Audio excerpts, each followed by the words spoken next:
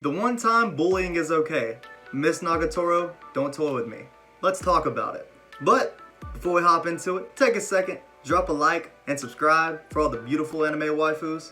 You got 5 seconds. So, as we all know, the first season, if there will be another, has came to an end. Honestly, it was fantastic. I'm going to give you my thoughts on it, how I felt about it, and if I hope for another season, which, if I'm making a video about it, you probably have a good guess. Number one, let's start off with how I was feeling about it to begin with. Obviously, in the beginning, Nagatoro and Senpai met each other, and I thought of Nagatoro as not the greatest person. I'm gonna be honest. I was like, wow. I didn't even watch the next episode till a little bit later. I'm gonna keep it a buck because I was like, wow, she isn't. And you know, honestly, I felt bad for Senpai, man. He was just out there. He's just trying to draw. First of all, Senpai, I'd like to say, absolutely love his character. Reminds me of somebody I know. But yeah, Nagatoro on the other hand, I wasn't too happy about it. Wasn't a splendid experience seeing Nagatoro in action. However, I will say things changed quite quickly. First of all, I decided, you know what, let's give it another chance. Because you know what, it's one episode, I can't be that guy, okay? Some people watch one episode and they call it a day. They decide what the whole anime is about in one episode, okay? That's like going to a restaurant, eating one french fry, and deciding, you know what, this food is trash. Who knows, maybe that french fry wasn't salted enough, and that steak would have been really good, but you already gave it away, or throwing it away. That's pretty bad, right? So in other words, I came back. And you know, giving it another watch, the next episode, I decided, you know what, this show is absolutely hilarious. The things that she does to Senpai is honestly funny as hell. Funny as hell. And his reactions are just amazing. He's just out here trying to live life, and he gets harassed, and eventually he grows to enjoy it. And honestly, that was one of the best things. One of the greatest things to enjoy about the anime was the stages of tolerance to likability that you see between their relationship. To begin with, you could tell Nagatoro was being a little bit of a butthole. Let's keep it a buck, right? And Senpai, he just wasn't having none of it at all. And he's like, why? But he couldn't stand up for himself because that's just part of his character, poor guy. But eventually, it became more of like a tolerable thing. Like, you know what? Maybe it'd be better if you weren't here, but at the same time, better to have somebody around than nobody. So you know what? It became like a tolerance type thing. And then from there, it grew. And it made me very happy. It didn't grow too much, but I will say one thing. All of a sudden, you have the side characters come in. The Three Stooges and the random dudes that literally don't have a face. The artist said, you don't even deserve a face. You are that much of a side character. You're not even a side character.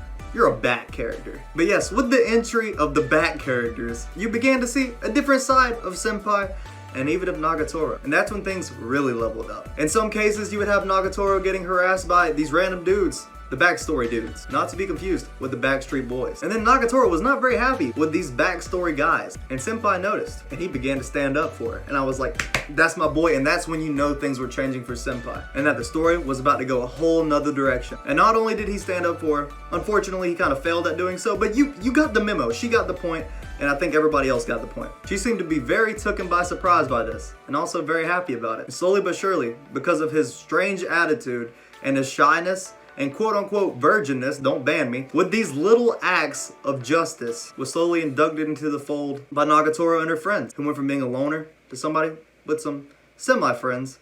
He's still definitely the subject of joking, but at the end of the day, he's with them, and they got his back. And that whole plot line of just hating each other and harassment, honestly, horrible for the guy, but it ended up good for him, and it was really good comedy for me. Made me happy, made me smile. So obviously, the story itself and the progression really caught me, and I really enjoyed it. But obviously, as you've just seen, the comedy was something to behold. Kevin Hart, you're fired. And also, I have to say, a little coin to Love is War. The whole dynamic of you can tell the two characters like each other but aren't saying anything really just runs the story. And you know, I'm a fan of Love is War, so obviously I was a fan of this. But one thing I have to say for sure is though, Senpai, even though he's basically the same dude, there was some underlying character development that you could just see. And some would say, he's turning the table. So at certain times in the show, Nagatoro would pick on him and say, bet you won't do this. And for a while, you're right, he wouldn't. But then all of a sudden, he was calling her bluff, and bam, he was doing whatever it was. And it was the most funny thing because Nagatoro, even though she harasses him, she's not ready for whenever the tables turn. And honestly, that's one of the best things. And that's part of the character development that you can see. And the character hasn't fully developed.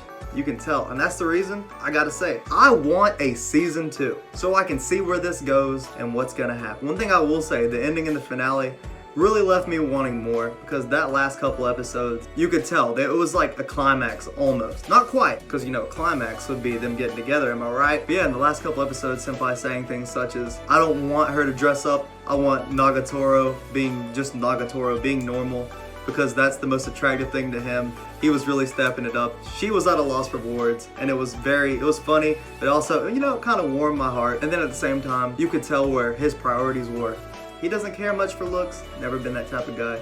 Even though, let's be honest, she was right, he is a bit of a pervert. He genuinely cares about her, and he began to show it at the end. So in other words, we need this show to continue. I think this show has a lot more to offer, especially being that there's a lot more high school for those two. But yeah, with a lot more high school to go, a lot more classes, a lot more Nagatoro and Senpai dynamic going on, and possible new side characters that may or may not be written in. I don't know. If you've read the manga, you let me know. Moral of the story, I would really look forward to a season 2. Let me know in the comments if you want a season 2. It's anime Go God Sensei Shriz. I rate the show 9 out of 10, as long as you're not looking for some crazy plot. You're just looking for a very enjoyable, wholesome, and funny anime. It's for you. Let me know what you think down below. Do you want another season? How did you enjoy this one? And of course, if there's any news on that, I will be here with an update. So make sure to hit the post notifications for another video if you want that update or any other anime related content. It's your boy Anime Go God Sensei Shriz. Catch you in the next video.